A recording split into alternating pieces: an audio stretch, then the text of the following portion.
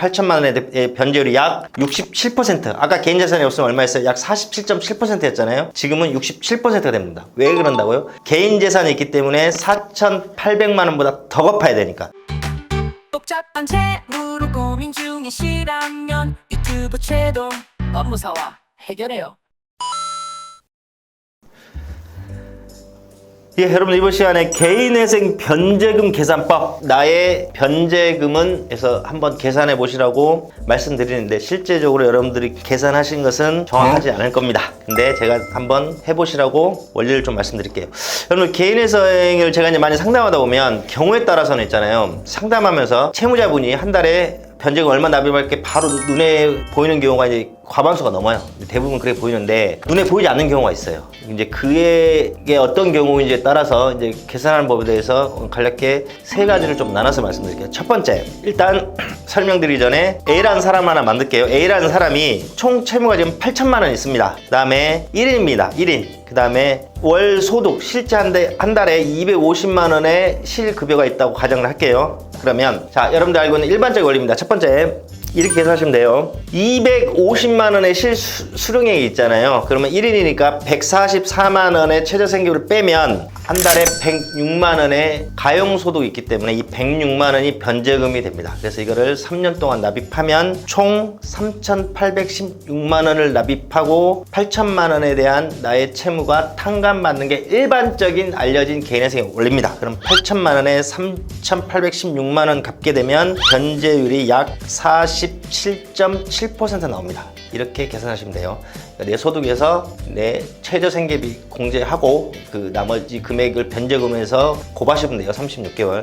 두 번째, 개인 재산이 있는 경우에요. 그러면 상황이 완전히 달라집니다. 아까 A라는 사람은 어떻게 설정했죠? 총채무 8천, 1인이고요. 월소득 실수령이 250이라고 할게요. 똑같은 사람인데 이 사람이 개인 재산이 4,800만 원 있다고 딱 이거 하나만 더 만들게요. 그러면 이때부터는 계산법이 달라집니다. 개인회생은 내 한 달 소득에서 최저생계비를 공제한 변제금을 3년을 원칙으로 해서 납입하는 거잖아요. 근데 개인 재산이 있게 되면 이 원리는 없어집니다. 개인회생에서 가장 중요한 원리는 내가 가진 재산보다는 더 갚아야 돼요.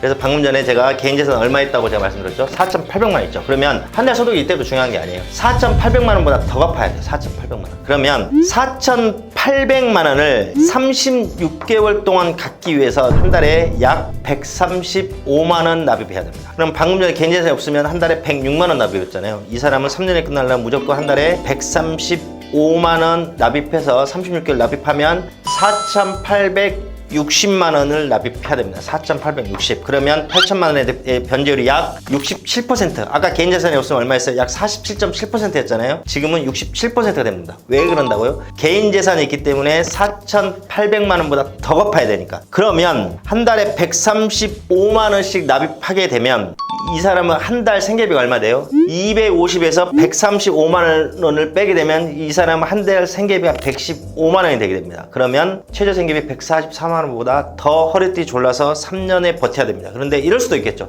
어떻게 144만 원 그 이하로 못 살아 하면은 이분은 36개월 갖고는 안 됩니다. 48개월, 그러니까 101만 원씩 48개월 납입하면 4,800만 원이 갚아지죠. 그러면 250에서 101만 원 빼면 한 달 생계비 149만 원. 그러니까 생계비를 좀 더 갖고 살려면 변제 기간이 더 늘려야 됩니다. 자, 이렇게 계산하는 거예요. 그다음 세 번째, 보증명령으로 변제율을 올리라는 겁니다. 주식하고 코인은 회생법원하고 지방법원하고 차이가 있습니다. 그러니까 회생법원에서는 주식 코인 어떤 손실액 액수 갖고는 크게 뭐라 하지 않는데 일부 지방법원은 아직도 주식 코인으로 손실이 많으면 너가 개인 재산으로 잡든지 아니면 고정명령으로 변제율을 얼마까지 맞춰라 이렇습니다. 하지만 도박 사치는 전국 어느 법원도 변제율 자체를 엄청 높이라고 나옵니다. 도박 사치는. 그렇게 해서 아까 A라는 사람 똑같이 할게요. 총채무 8천, 1인 월소득 실수령액 250만 원. 근데 이 사람이 대부분 도박 사치로 8천만 원의 채무를 졌다고 가정합시다. 그래서 법원에서 처음에는 95% 맞춰라. 안 됩니다. 도저히 저희는 맞출 수가 없습니다. 해서 궁극적으로 그러면 80% 맞춰라 해서 한번 계산해 볼게요.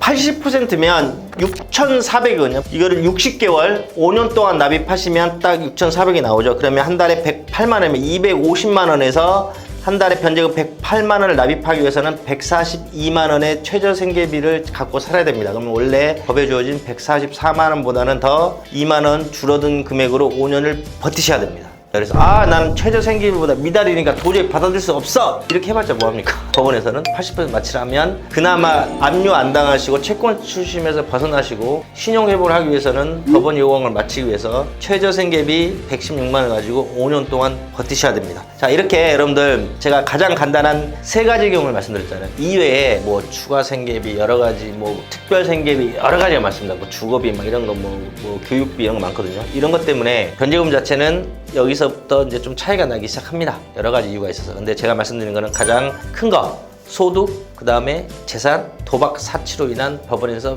변제율을 높이라는 경우에 따라서 계산한 법을 말씀드렸으니까 한 번씩 내가 어떻게 되는지에 대해서 한번 생각해 보시거나 계산해 보시기 바랍니다.